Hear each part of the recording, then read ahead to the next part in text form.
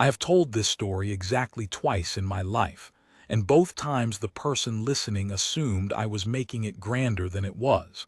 I understand why. A man who once worked in a palace is expected to exaggerate, the way old soldiers are expected to lengthen their wars.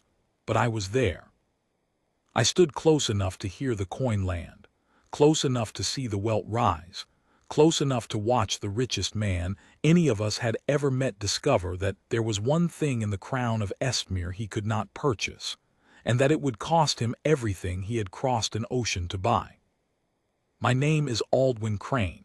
In those years I was a junior aide in the Office of Protocol at Castle Bren, which is a grand way of saying I carried schedules and apologized for things that were not my fault. I was 26. I knew the weight of every door in the East Wing, the correct depth of every bow, the names and grievances of 40 visiting secretaries.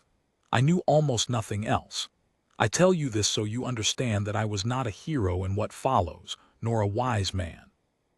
I was a clerk with good shoes, and the only thing I did right that morning was stand still and watch a better man do the same. The man at the center of it never moved at all. That was the whole of it in the end. He never moved. His name was Corwin Reeve, and he was a sergeant of the King's Gate. If you have never stood before the gate of a working palace, let me tell you what it is.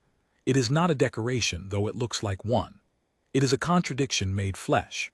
The guard wears a coat of deep wine wool with brass buttons polished to small suns, a tall cap of dark fur that adds a head's height and not an ounce of comfort, white gloves, a belt, a rifle held just so.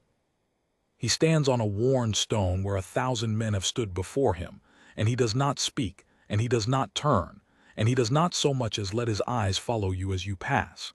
He is, to the tourist, a kind of statue that happens to breathe. People take this for emptiness. It is the opposite of emptiness. It takes more strength to do nothing under provocation than it takes most men to do anything at all. I did not understand this until the autumn I am telling you about. After that autumn, I never forgot it.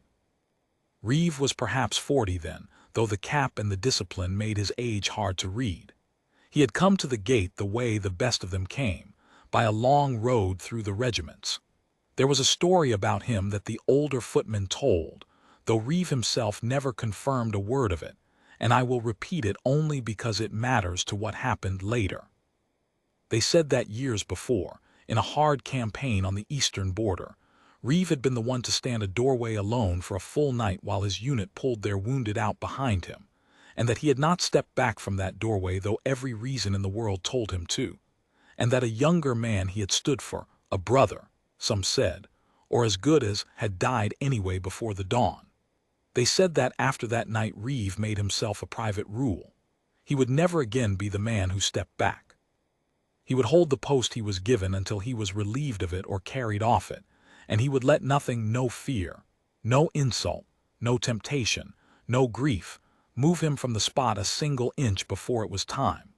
Whether the story was true in its details I cannot swear, but I can swear to the rule, because I watched a very rich man spend 3 days trying to break it and fail.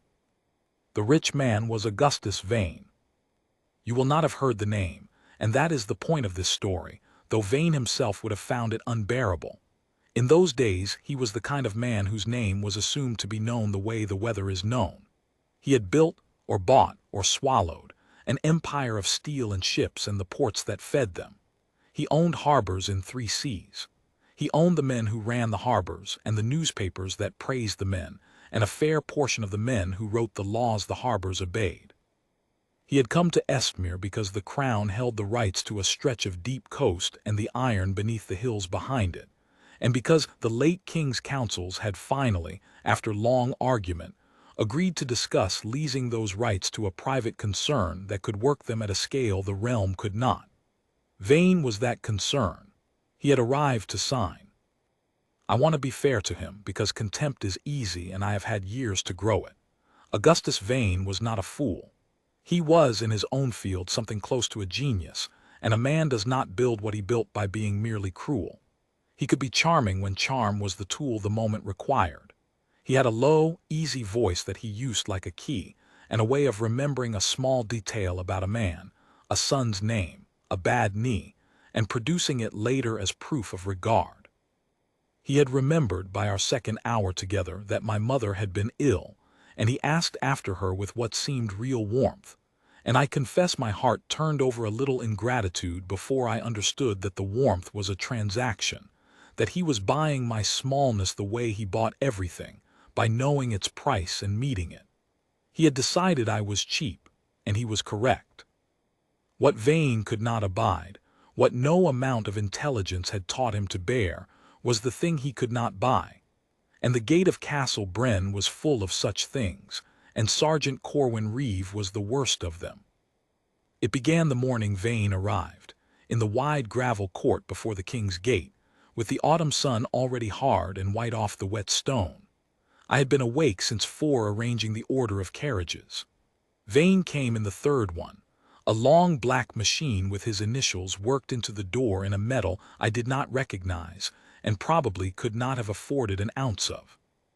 He stepped out into a court arranged entirely around him, footmen, aides, 2 ministers, myself, and he took it all in with a single slow turn of his head, the way a man counts a room he intends to own, and his eyes stopped on the guard. Reeve stood at his post by the gate where he had stood since 6, where he would stand until noon, wine coat and fur cap and white gloves and the rifle at his shoulder, looking at nothing, looking at the middle distance and the whole of his duty at once. Vane studied him the way he might study a horse, or a clock, or a thing in a shop window. "And this," Vane said to no one and to all of us, "is what you do with your strong young men." No one answered. It was not, I think, meant to be answered. He walked toward Reeve. I felt the cold drop in my stomach that an aide feels when the schedule begins to move on its own. Vane crossed the gravel and came to a stop perhaps 2 feet from the guard, well inside the distance any reasonable person keeps from a stranger, and he looked up, for Reeve was tall, and the cap made him taller, and he smiled, and he said in his low, easy voice, "Good morning." Reeve did not move. His eyes did not flick. His face beneath the cap was as still as the stone he stood on. He looked at the middle distance, through, and past the most important visitor the realm had received that year, and he held his post. I have wondered since what Vane felt in that instant. I think it was a very small thing and a very dangerous one.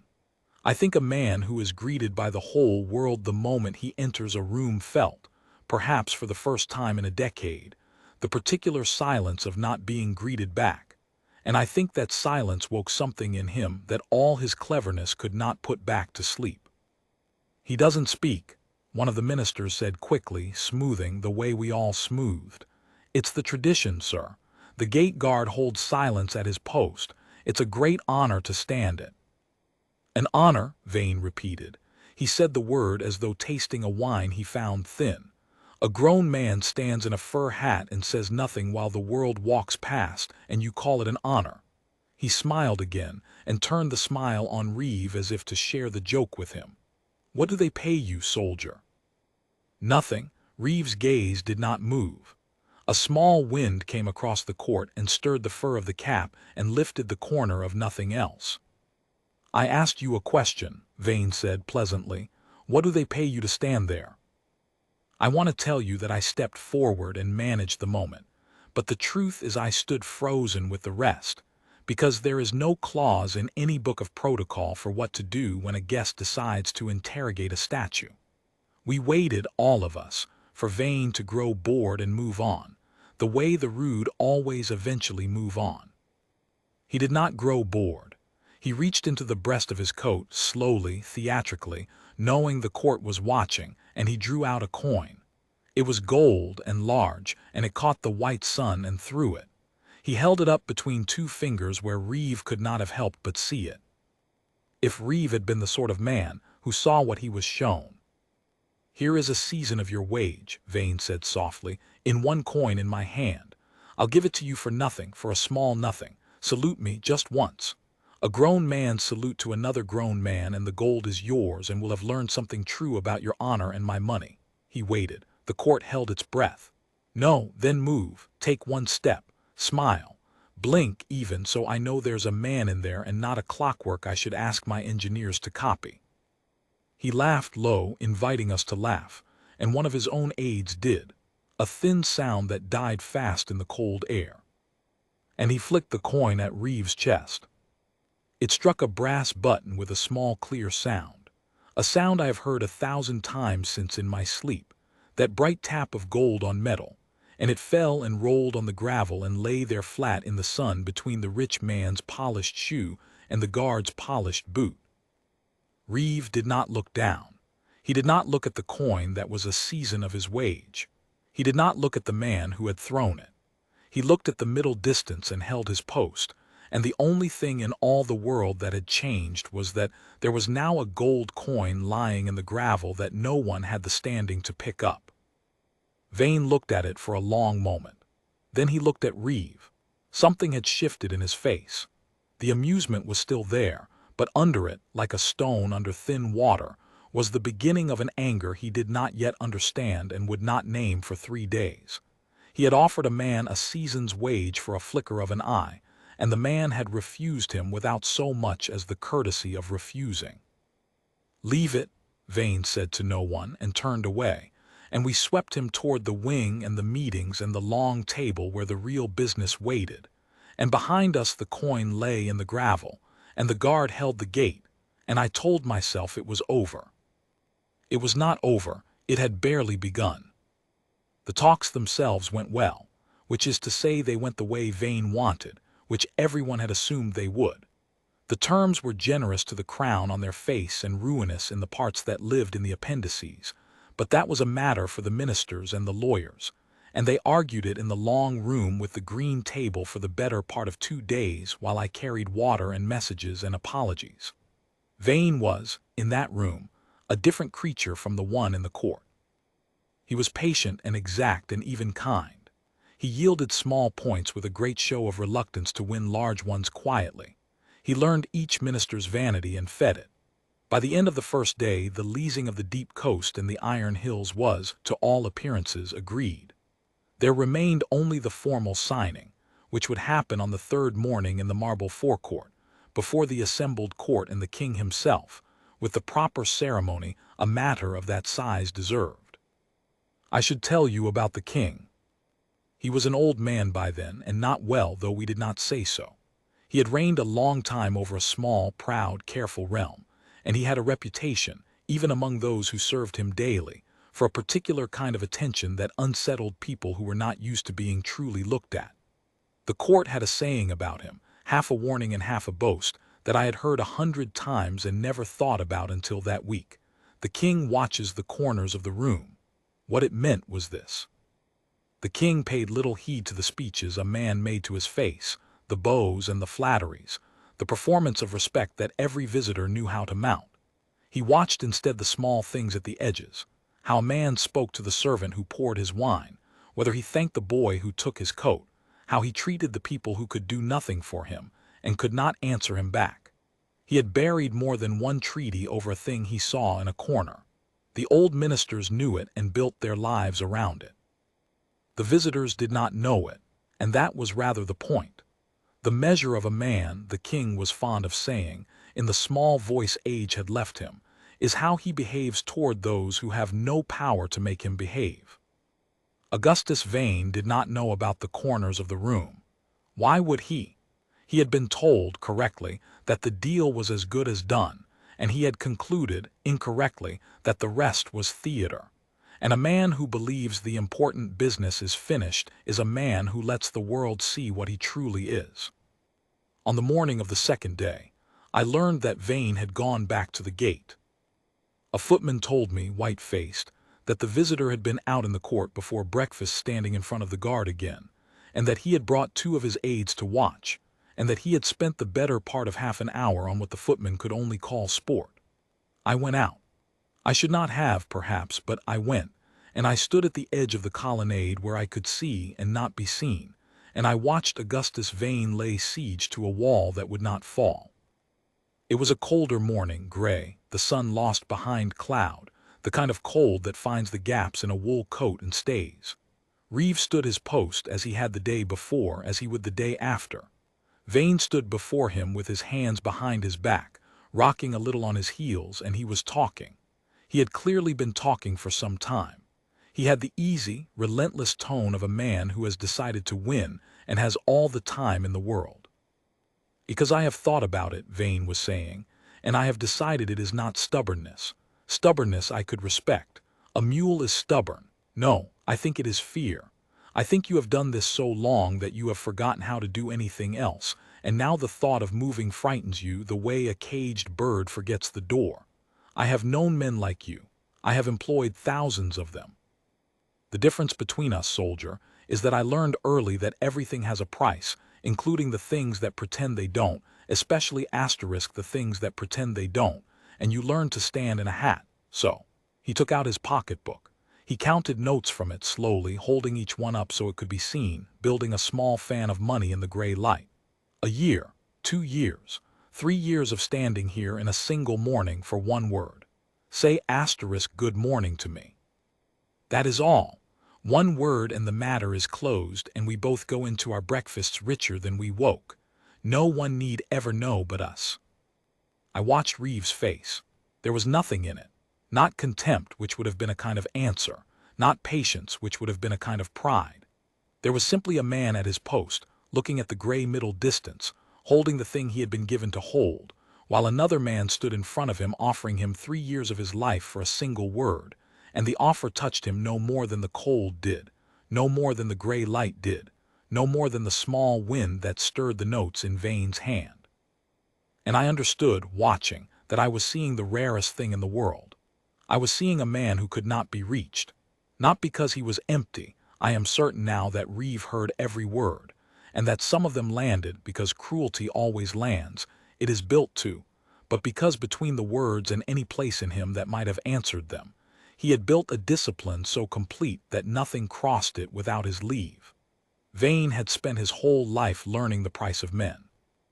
And here, on a worn stone before a gate, was a man who had quietly arranged to have no price at all, and Vane could not bear it, because if such a man could exist, then the one true thing Augustus Vane believed about the world, that everything could be bought, was a lie, and he had built an empire on it. He put the money away. When he spoke again, the ease had gone out of his voice and left something colder. "You think you're better than me," Vane said quietly. "Standing there with your nose in the air and your hat and your little rifle. You think the not answering is dignity. It isn't. It's a servant's trick. It's the only power a servant has, to pretend he doesn't hear. I have broken men far harder than you, soldier, men with armies, men with money, men with names. I will be signing my name in your master's marble courtyard tomorrow morning and taking a piece of this little kingdom home in my pocket, and you will be standing right here in your hat, and you will be saying nothing, because nothing is all you have ever had to say." He leaned in. He was very close now, closer than he had been the first morning, close enough that I tensed where I stood. "Look at me," he said low. "Look at me, you painted toy. I have bought better men than you for less than the buttons on your coat. Look at me." Reeve looked at the middle distance. For a long moment nothing happened, and in that nothing I let myself believe again that it would pass, that Vane would run out of cruelty as he had run out of money, and turn, and go into his breakfast, and that I would have a strange story to tell and nothing worse. Then Vane's hand came up, and he struck the guard across the face. It was not a great blow. I want to be exact about this because it has grown in the telling of others who were not there, and the truth is sharper than the exaggeration. It was the back of the hand, a contemptuous backhand, the kind a man gives a servant or a dog, and there was a heavy ring on the third finger, gold, with a flat square stone, and the ring caught Reeve high on the cheek. There was a sound. It was not loud. In the gray morning, in the empty court, it was a small, dull sound, and then it was very quiet. Reeve did not move. I have tried for years to make a sentence carry what that stillness was, and I cannot, so I will only tell you the parts I can be certain of. The cap did not so much as tip. The rifle did not so much as shift. The boots did not move on the stone. And his eyes, this is the thing I will go to my grave keeping, his eyes did not change. They did not narrow. They did not seek out the man who had hit him. They did not even close against the sting, which must have been considerable, because within a moment a welt had begun to rise high on the cheekbone, a darkening line where the stone of the ring had broken the cold, tight skin, a thin, bright thread of blood starting at the edge of it. He stood there with that mark rising on his face, and he held his post, and he looked at the gray middle distance as if the only thing that had happened in all the world was that the wind had changed, and the wind had not changed. Augustus Vane stood before him with his hand still half raised, and I watched the thing he had wanted refuse to arrive. Because he had not, I understood now, wanted to hurt the guard. Hurting was incidental. He had wanted a reaction. He had wanted the eyes to find him, the jaw to clench, the man inside to surface and acknowledge that Augustus Vane was a force in the world that had to be answered. He had struck a man across the face in the courtyard of a foreign king, to compel a single moment of being seen as he believed he deserved to be seen. And even that, even violence, the last argument of men who have run out of every other, had failed to move the wall. The guard had taken the blow the way the gate behind him would have taken it, the way the stone would have taken it, and given back nothing. And in giving back nothing had said the only thing that could have wounded a man like Vane: "You are not large enough to be answered." For one moment, and I will swear to this moment, because I have replayed it 10,000 times, Augustus Vane was afraid. It crossed his face like the shadow of a bird across the gravel, there and gone. The fear of a man who has just understood that he has done something he cannot undo in a place where the rules are not the ones he wrote. Then it was gone, and the bluster came back over it, and he lowered his hand and shook it a little as if it were the guard who had caused him some small inconvenience, and he said to his aides in a voice that was almost steady, "There, you see, there's no one home." And he turned and he saw me. I do not know what was on my face. Whatever it was, he did not like it. He looked at me the way he had looked at the coin in the gravel, a small thing, a thing of no standing, and he walked past me into the wing, and his aides followed. And the court was empty again except for the guard at the gate with the welt rising on his cheek and the thin thread of blood drying in the cold, looking at the middle distance, holding his post, as a few of the staff began, in twos and threes, to creep to their windows along the colonnade. Because the news of the thing had already begun to move through the castle the way such news moves, faster than any messenger, on the breath of frightened people. I should have gone to Reeve. I want to say I went to him. But there is a rule about the gate guard as iron as his own, that no one approaches him at his post, that to do so is to break the very dignity that makes the post mean anything. And I was a clerk who lived and breathed such rules, and so I did the cowardly, correct thing, and I left him standing there with the mark on his face, and I went to find the one person in Castle Bren who needed to be told. I never reached him. He had already been told. The king watched the corners of the room. He also, it turned out, watched the courts. There was a window high in the old keep, in a small private gallery the king used in the mornings because the light was good there and the stairs were few, and from that window a man could see the whole of the gravel court and the king's gate, and the king had been at that window. He was old and unwell, and he slept badly, and he rose before the sun, and he had been standing at his window in his morning robe with a cup going cold in his hand, when his most important guest had gone out into the court below, and struck the sergeant of the gate across the face for the crime of having no price. I learned this later from the king's own valet, who learned it from the king. The valet said the old man had not moved from the window for a long while after. He had not rung for anyone, had not raised the alarm, had not sent down word. He had simply stood and watched the guard hold his post with the welt rising on his cheek, and after a time he had said to the valet in his small voice, "Look at that. Look at that man. He is worth the whole of the other one and everything the other one owns, and he does not know we are watching, and it would not change a thing he did if he knew." And then, the valet said, the king had set down his cold cup and asked very quietly what time the signing was to be.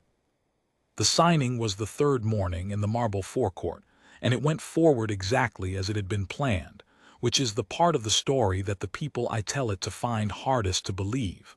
Nothing was cancelled. No word came down in the night.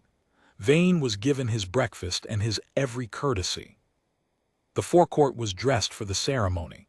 The long table brought out, the inkstand of state, the great folded document with its ribbons, the chairs arranged. The court assembled in its order of precedence along the colonnade, the ministers in their robes, the lawyers with their satchels, myself at the edge with my schedule that no longer had anything left on it to manage. The cold had broken and the sun was back, hard and white off the marble, and at the head of the forecourt on a small dais sat the king in his chair of state, very old and very still, wrapped against the chill, watching. And at the foot of the steps, at his post, stood Sergeant Corwin Reeve. I do not know whether they placed him there or whether it was simply his rotation, but there he was, in his wine coat and fur cap and white gloves, the welt on his cheekbone gone the deep color such marks go on the second day, a small darkness on the face of a man who held it as if it were no business of anyone's, least of all his own. He stood below the dais and the gate behind him, and he looked at the middle distance, and Augustus Vane was brought out in triumph to sign away a piece of a kingdom not 40 feet from the man he had struck for sport. Vane was magnificent that morning, in the way that men like Vane are magnificent. He had dressed for the cameras of his own people, who recorded such victories. He moved through the assembled court receiving its deference like a man wading through warm water, and he came to the table and bowed to the king. A good bow, a calculated bow, deep enough to flatter and shallow enough to assert. And the king inclined his head the smallest degree, and the ministers smiled their official smiles, and the document was unfolded, and the pen was offered.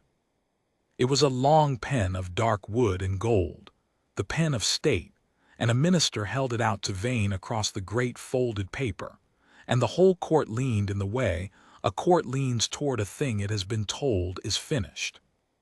And the king raised one hand. It was a small gesture. He was a small old man, and it was a small hand, and yet the forecourt went silent at the sight of it the way a room goes silent at a sound it has been waiting for without knowing it waited. The minister stopped, the pen suspended in the air over the paper. Vane looked up from the document, and his easy face had on it the first flicker of a thing it was not used to wearing, which was uncertainty. "Before my friend signs," the king said, and his voice was small and yet it carried, because everyone in that forecourt had stopped breathing to make room for it, "I find I have a question, an old man's question. You will forgive me. They come slower at my age, but they will not be put off." He looked at Vane with the particular attention the whole court feared, and the visitor had never learned to. "Mr. Vane, you have come a very long way to do business with my realm. You intend, if I understand the papers my clever men have made, to take the iron from my hills and the trade from my coast, and to bring here a great many men to dig it and ship it, men who will live under my justice and depend on your goodwill. It is a great trust I am asked to place in you, the largest, I think, of my reign." He paused. "So I find I would like to know the answer to a small question first, before I trust you with the large things. It is this. The day before yesterday, in the court before the gate, and again yesterday morning, why did you strike my guardsman?" I have never heard a silence like the one that followed. It had weight. It pressed on the ears. 40 feet away Sergeant Reeve stood at his post and looked at the middle distance and did not so much as turn his head at the mention of himself, and somehow his stillness made the silence heavier, as though the one man with the right to speak of the thing had declined to, and so the whole court must carry it. "Your Majesty," Vane began, and the easy voice was working hard now, "I think there has been some—" "There has been no misunderstanding," the king said, not unkindly, with the terrible patience of the very old. "I watched it from my window. I am not asking what happened. I saw what happened. I am asking why. I should like to understand the man I am about to trust with a piece of my country. So tell me plainly, and I will weigh it plainly. Why did you strike him?" And I watched Augustus Vane reach for the tool that had never once failed him, the truth wrapped in charm, the candor that disarms. And I watched him find that here, in this marble courtyard before this old man, it was the wrong tool, and that he had no other. He would not acknowledge me, Vane said at last, and there was an edge of the old contempt in it even now, even cornered, because a man cannot unmake himself in a single morning. I greeted him as one man greets another, and he treated me as furniture. I am not accustomed, Your Majesty, with respect, I am not a man who is treated as furniture. I lost my temper. It was beneath me, and I regret the spectacle of it. But the man provoked it by his insolence, by standing there pretending I did not exist when half the world would give a year of its life for a word from. He was at his post, the king said. Vane stopped. He was at his post, the king said again, gently, as though explaining a small thing to a clever child. His silence is not insolence. It is the duty I gave him. He is forbidden to answer you. That is the whole of the honor of the thing, that he will stand there and hold his peace in his place though kings pass and storms come and rude men offer him gold and crueler men strike his face, because I have asked him to, because the steadiness of that gate is the steadiness of the house, and the steadiness of the house is the thing my people sleep soundly under at night. You did not strike an insolent man, Mr. Vane. You struck an obedient one. You struck him because he was obedient. You struck him for the very faithfulness that made him unable to strike you back, or even to look at you, or even to step away. You found a man who could not, by his oath, defend himself, and that is the man you chose to hit. The old voice did not rise. It did not need to. Do you know, Mr. Vane, what I learned about you in the court before the gate? I learned the only thing about a man that has ever mattered to me. I learned what you do to those who cannot do anything to you. And I find I will not give a piece of my country and the keeping of 10,000 of my people to a man who, when he meets someone he cannot buy and cannot frighten and cannot make answer him, hits them in the face. He let it sit. No one moved. Somewhere beyond the walls a bell was ringing the hour, small and far, and inside the forecourt the most important morning of Augustus Vane's year came apart in the white autumn light. The terms were generous, the king said, almost to himself, looking now not at Vane but at the folded paper. My ministers will be cross with me. They worked very hard, and I dare say we shall be the poorer for it, and the iron will stay in the hills a while longer, and the coast will trade as it has always traded, modestly in our own slow way. He sighed, an old man's sigh. But I have ruled a long time, Mr. Vane, and I have buried enough treaties to know which ones I would have regretted, and I would have regretted this one every time I passed that gate for the rest of my short life. There will be no signing. I thank you for your visit. My people will see you to your carriages. Vane stood very still. For a moment I thought he might rage, and I think a part of him reached for rage and found it would not come, because rage is a tool too, and the king had broken every tool the man had in a single quiet minute. What came instead was worse for him, and I will be honest, I almost pitied him. What came was the dawning, on a face that had not worn it in 30 years, of the knowledge that he had lost, and that he had lost not to an army or a rival or a better offer, all of which he knew how to lose to and survive, but to a thing he did not understand and could not buy, and had spent 3 days proving he was beneath. He had crossed an ocean to take a piece of a kingdom. He had come within the breadth of a pen stroke. And he had thrown it away on a gold coin and a backhand blow, to compel 1 second of acknowledgment from a man whose whole greatness was that he would not give it. The richest man any of us had ever seen had been undone, completely and forever, by a man who never moved. Your Majesty, Vane said, and the easy voice was a ruin now, I will have other.